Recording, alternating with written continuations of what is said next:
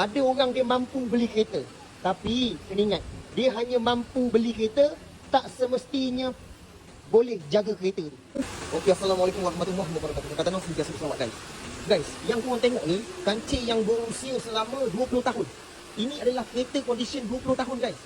2006, sekarang 2026 guys. Ini condition dia.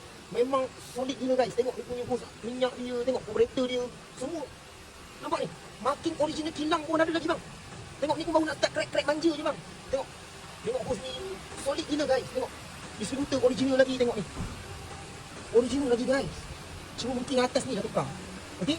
Tengok memang, tengok dia punya kabel. Tengok hose bahagian sini, tengok ni. Marking lagi bang. Tengok ni. Memang cun gila nampak ni. Yang paling sikit tengok kereta ni bang, 20 tahun punya usia bang. Tengok. Air ni bang. Nampak tu. Elok. Memang kondisi cantik guys. Tengok atas ni baru nak mereput sedikit je bang.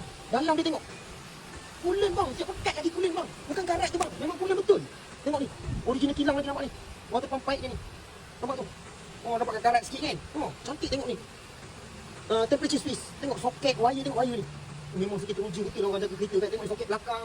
Tengok wire-wire kat bateri ni Memphis original bang. Tengok ni slotik original kilang lagi bang. Ni slotik ni. Ni nose bang, nose bang. Tengok ni wire belakang. Puas cantik je tengok wire ni. Satu potong pun tak ada bang. Nampak? Memang tengok memang solid gila guys. Tengok bracket bateri dia original. Nampak kan? Tengok yang paling sikit memang rasa respect kat owner ni bang. Cuba tengok ni bang. Kereta original kilang bang. Abang tengok betul bang. Kereta 20 tahun bang. Ini condition orang jaga kereta 20 tahun usia dia bang. Original kilang bang. Tengok macam mana cara dia jaga minyak hitam. Tengok ni. Atas tu jernih bang. Jernih bang. Warna oren pun tak nak keluar bang. Okey bang. Alang-alang owner bagi peluang untuk sikit buat video. Nanti korang tengok kat channel Merah sikit. Korang tengok bang. Tengok betul-betul. Tengok. Apa cantik tu. Tengok. Ni.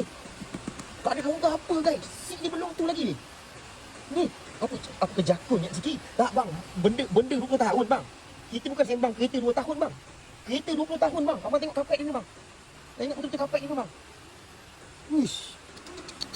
Tengok guys, kalau betul penjagaan kereta bang. Sebab tu kadang-kadang orang yang pandai jaga kereta bang, tengok bang.